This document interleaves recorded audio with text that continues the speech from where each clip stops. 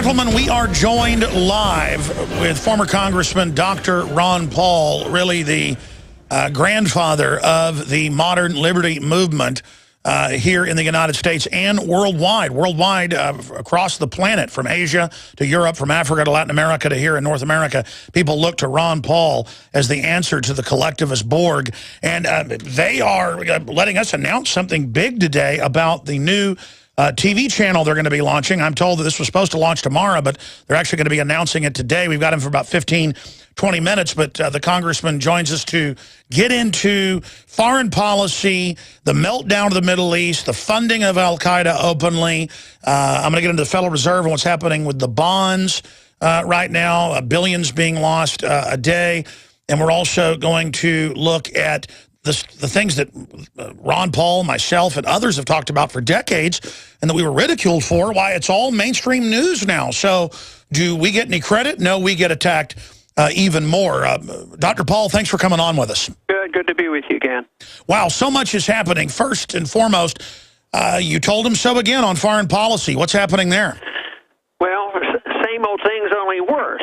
You know, the whole idea that we continue to finance our enemies and our friends, and then our friends become our enemy, and nobody knows whose side they're on. That's why the argument for a non-interventionist foreign policy is so good, because there's always this flip-flopping. We support dictators for years and years and spend billions of dollars, and then, of course, when we get tired of them or they turn on us, then we look for a new dictator. You know, this craziness in Egypt, we demand that they have an election, they elect somebody we don't like, so then we have to send the weapons to the military, and then they have a military coup.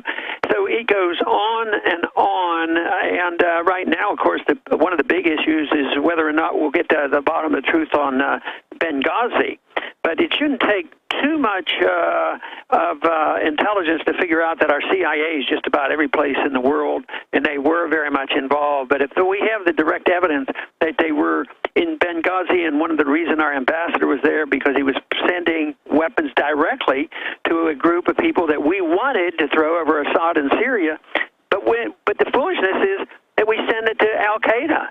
At one time they're our arch enemy. They're wanting to kill us, but then we turn around, and we've done that in Afghanistan. We've sent money to the Taliban and sort of bribed them to give us protection, and then we get our weapons through, and then they go and fight and kill each other. So I think it's ongoing. It's very foolish, and it's really a big issue in a way our country has become bankrupt too.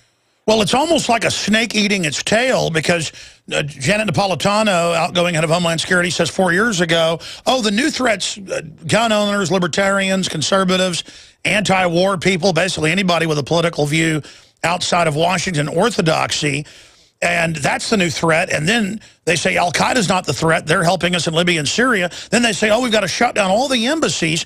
And even the New York Times today admits that basically they put out these terror alerts to distract from the NSA news. That is simply amazing. How long can this disjointed, helter-skelter narrative continue to work, or is it not working now? Well, it's not amazing that this is the truth. It's amazing, I think, the New York Times would admit it.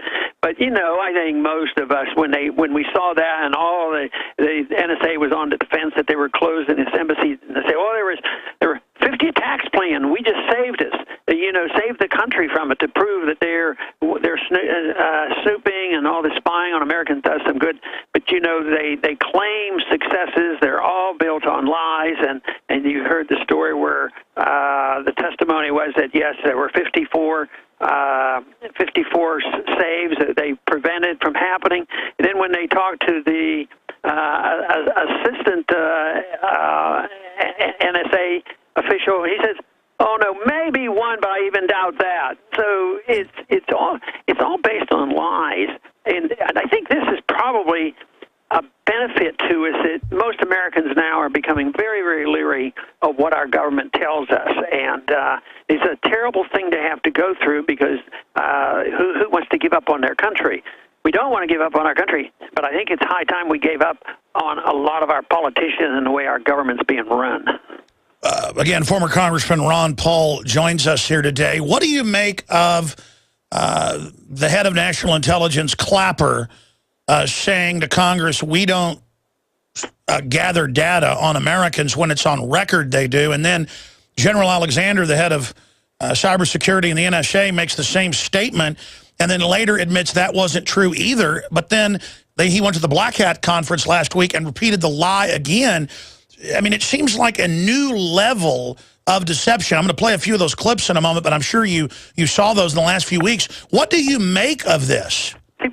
I try to understand it first, and I don't think it's a moral issue for them. If it becomes a moral issue, they reverse things and say they are morally responsible for taking care of you and being to protect us. They don't understand that their moral responsibility is to provide and protect our liberties. But they actually brainwash themselves into believing that they have an obligation to lie, the noble lie. You know, we're smart, people are stupid, we have to take care of them. I mean, the whole notion of welfareism is based on the fact that people won't take care of themselves, and it ends up as a monster because all the corporations and the banks to get the benefits. So, yes, they believe themselves that this is true, so they are lying. And the other reason I think you can expect these lies is when you have tyranny, it's based on lies. If you have truth tellers, it challenges the empire. And that is why they come down very, very hard on a whistleblower. They have to really make examples of them, even if what they have revealed has done no harm other than tell the American people. And then they turn around and they say, well, you know, we got to punish them because they've turned this information over to our enemies. Well, you know, Snowden and Manning turned the information over to the American people. So I guess there's some people in our government that think we're the enemy and not some other country. Absolutely. I mean, if people claim they're Americans, constitutionalists, and that they support our system that's been proven to be the best one out there historically, hands down, then you know that tyrants try to spy on you in the name of your security, but it always ends up turning into an oppressive tyranny, generally by design, but it always, regardless, even with good intentions, goes bad. And then now they turn it around. We've got to violate your rights. Our responsibility, is to take your freedoms away. And how dare you try to keep us from protecting you? And then an incredibly transparent, fake terror alert. Even Governor Ridge admitted in his book a few years ago that under Bush they would issue fake terror alerts. In case listeners didn't hear this, here's Clapper and then Alexander, his counterpart, saying they don't spy on the American people. Here it is. Give me a yes or no answer to the question. Does the NSA collect any type of data at all on millions or hundreds of millions of Americans? No, sir. It does not. Not witty. Catherine Herridge, Fox News Channel. Thanks for taking my question. Will the Utah Data Center hold the data of American citizens? No. All right, that's enough. Part one. Going back to Ron Paul. Doctor, I mean, this is ridiculous. Did you watch them on TV when they were saying that? If you don't have to be an expert psychiatrist to look at them and look at their faces and their eyes. You could tell they were lying through their teeth. It looks like when my children, they don't do it much, but I've caught them lying about stealing cookies. It looks exactly like when my daughters eat all the cookies and lie about it. Yeah, I think that is, they knew darn well, but once again, lying for them if you can get away with it. I guess they've gone away with it for so long. Just think of many wars have been fought over lies. You know, how they maneuver us into war. WMDs, all of it. And so if they can do that and lose no sleep over it, telling a little lie here and there about how much spying they're doing, they probably consider these minor lies compared to what we've been told in the past. Absolutely. Congressman, I want to shift gears into your son because it's a big national issue. I've got to say that he just continues to impress everybody in the liberty movement. that he so deftly handles all these attacks. He has Joe Biden coming out against him in private meetings saying he's got to be dealt with. He's got Chris Christie coming out. He's got the president coming out against him. Karl Rove coming out against him. When the entire establishment is lining up against somebody, you know they're good. And the way he's really trying to defund the foreign bribery, the foreign aid, the way he's standing up against drones, I tell you, what is your take on them all lining up to shoot down Rand Paul? Well, it's a pretty good indication that he's probably on the right track. Yeah. You know, when all the bad guys gang up on you, but it sorts it all out because, you know, there's a few Republicans that do it too, and a lot of Democrats. But the leadership of both parties can't stand any of us. So because they are but one party, they pretend there's a great deal of difference.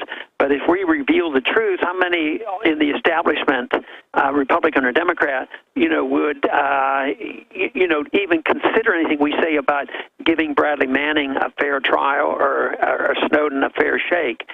They're not going to do it. And this is you know, I think people are beginning to realize, because the information is getting out, you know, a little bit differently now than it used to get out. We got 100% of our news from the three majors.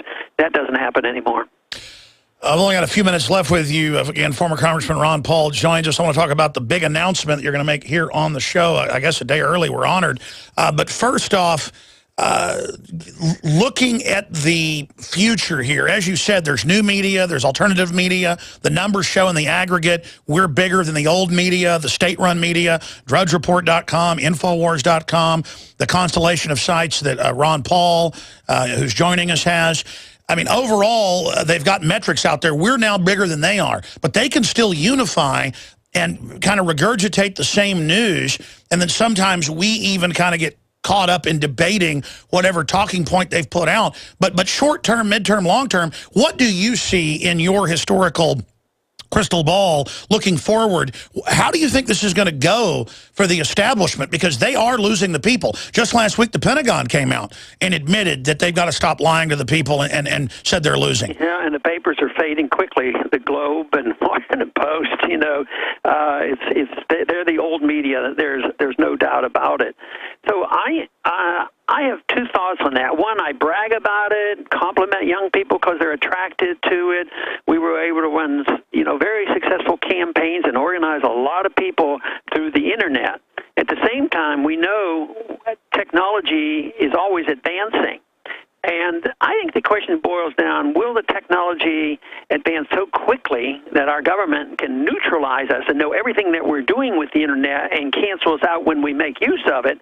Or will we be able to get around them and be able to have our own protection about government invasion or some alternatives? Can it become internationalized? I don't know these techniques, but it's going to be technological because the government's not going to go away quietly.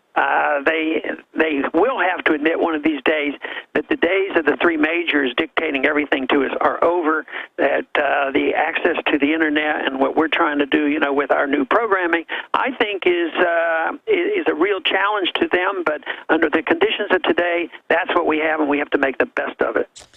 Incredibly said, and I'm not trying to sit here and gush over what you just broke down, but that's the battlefield, and the establishment in cybersecurity admits this is a takeover. They're saying the Pentagon, the CIA will be involved in domestic psyops. They've always been, but now they're openly announcing it, and that they want to use technology to crush the public and manipulate social networking instead of the people using it to restore freedom and liberty. So there is a battle, a war going on. Do you agree that we're entering the event horizon and that it will be the individual out there right now becoming a citizen journalist and supporting independent media who will decide the future of this fight?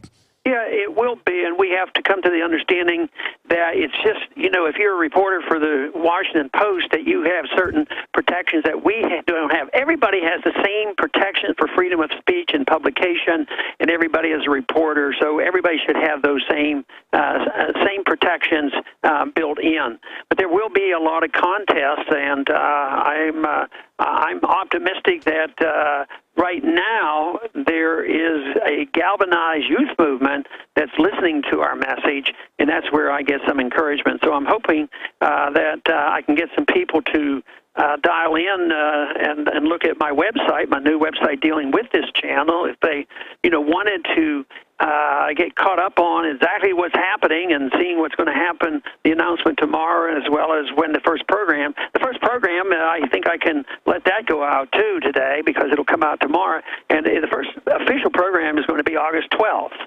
And for people to know and get more information on this, it's very easy, ronpaulchannel.com.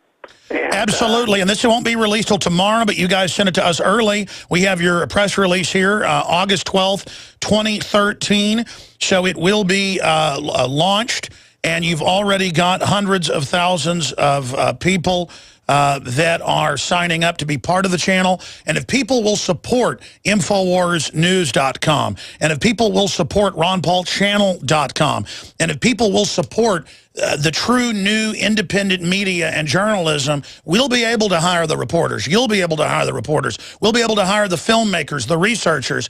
I mean, we did the math, Dr. Paul.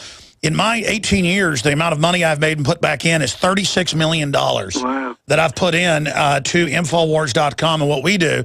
And it takes a lot of money to be able to do this, folks. You need to go be part of RonPaulChannel.com. Sir, before you go, give us in the next minute any tidbits about the channel and what's going to be on it. Well, the first thing, in the early part of the show, we'll go over some very, very current events, sort of like what we do when I talk on your program. What's the biggest event? We'll quote something in the news, and I'll make my commentary on it. The big difference is with this media, it's not like me being interviewed on regular media where if I talk for a minute and a half, they cut me off, or like a debate, you know how they do. There's no time limits. There's no advertising. It's unfiltered. We can have an online Ron Paul filibuster. Yeah, this makes it makes me more comfortable because I'm not worried about how to pack into 32 seconds everything I want to say. Then you tend to want to speak quicker and this sort of thing. So it's a much more relaxed environment. And we'll have guests. We're going to have guests on the shows, and we're going to try to pick out incidents where individuals are making successes. Last weekend I was at the YAL conference, Young Americans for Liberty, something like that. It's a very successful group, another group that's joining us, and it's only 5 years old. It was the outgrowth of one of our campaigns.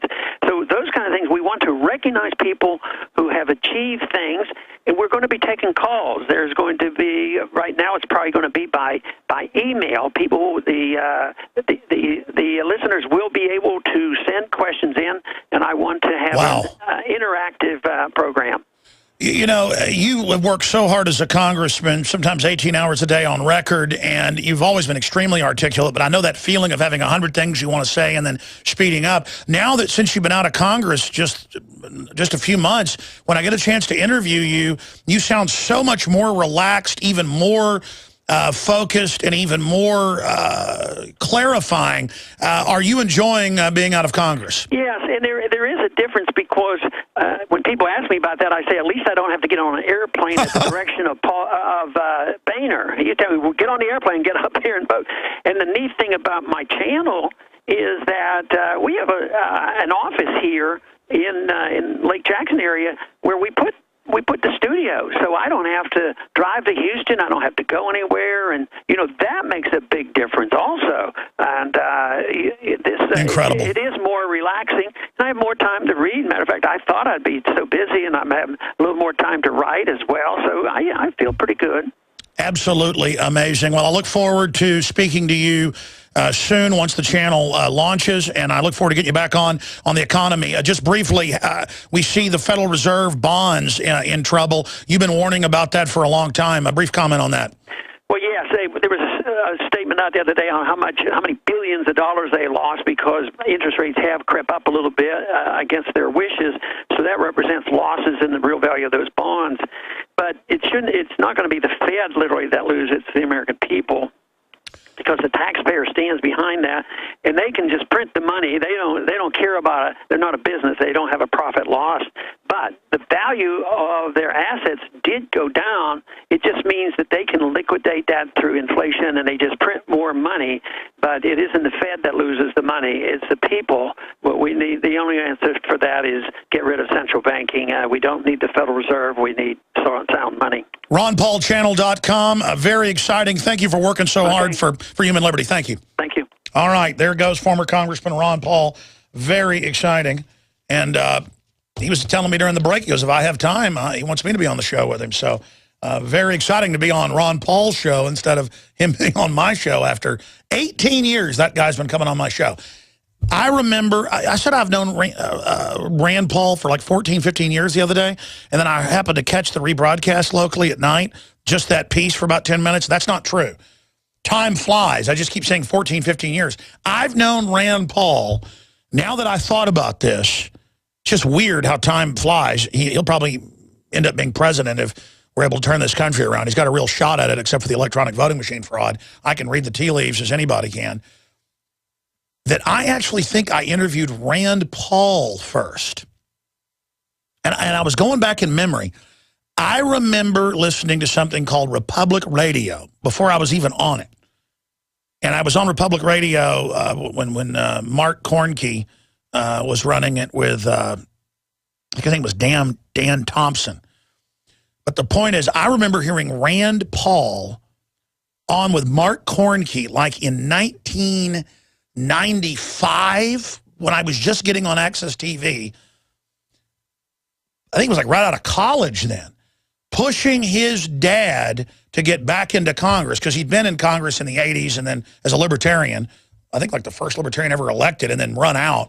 And then he came back in 96. So I had just gotten on terrestrial radio in 96 and was able to call through Republic Radio. And then I got Rand Paul's number. And I got Rand Paul on first. Then I went and met Ron Paul. His district used to come up to Austin, South Austin. And so I met him, I think it was in Bastrop or something the first time, when he was just Dr. Ron Paul. You know, didn't even really have gray hair, had gray at the temples. That's how long I've known Ron Paul, 1996 in person. I'm just waxing nostalgic here. Just here we are 18 years later, and the whole New World Order is attacking Rand Paul. The whole Republican establishment, the Democrats. Ron Paul's retired. It's weird. It's weird how life just goes by, and it's just interesting. It's interesting because it all gets foggy, you know, memory. And then you start thinking, oh, now I remember that. I remember this. I remember, and now it's 21st century. Ron Paul's going to have an internet channel that goes on TV. They've got TV stations lining up. I've been so busy. Let me make a PrisonPlanet.tv important announcement here. I've been so busy doing the daily radio show, beta testing the nightly news for 2 years. We launched like a month before the Blaze. You know, all that stuff that we're finally finishing the big studio, and I'm going to give a tour of that soon. We're doing the satellite uplinks. The stations are pouring in Minneapolis, St. Paul, Dallas, Chicago, New York, UHF, VHF cable channels. We're debating which systems to get, how much it costs to be on these things. And I've just got to get the official TV show, not the beta testing you've seen, launched. I've got to do it because the world is waiting before they bring in the censorship, like Ron Paul was just saying, or before they kill me. And then I tell myself, man, you shouldn't be pushing them so hard. You need to just kind of relax, get your show on, fight the New World Order that way. But you know what? I don't even have time to worry about it. Ain't got time to bleed, folks. I'm just going full on against them. And it's up to God what happens. And it's up to you as well that God moves your heart, or if you don't believe in God, that intellectually you're moved, to spend your money with us. Because $36 million sounds like a lot. I know local talk show hosts that make $500,000 a year. Just local AM, FM talk show hosts. And, you know, in 18 years, if they put all that in there, you'd be talking about $9 million.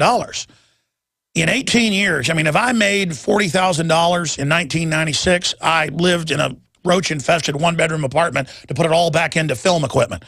And if I made $200,000, you know, I put 150 back into it. And if I made, you know, $5 million in a year, I would spend all of it expanding. I mean, that's what I've done here. And that's why the maximum effort right now is to try to really officially launch prisonplanet.tv. And that's a good name for those that are awake. I need to call it something else, like the Alex Jones channel. We've got a bunch of domain names and things, and I've got to get all that done. And I need to redesign InfoWars and Prison Planet. I need to... I'm not a businessman. I'm not somebody that knows how to manage people. I'm just trying my best. So pray for us and financially support us. If you're not a prisonplanet.tv member, you get 11 memberships for $5.95 a month in Operation Awakening the Sleeping Giant to wake people up. Become a prisonplanet.tv member today. See the nightly news, all the films in high def. The site's really first rate now. Prisonplanet.tv, prisonplanet.tv. Just like you support the Ron Paul channel.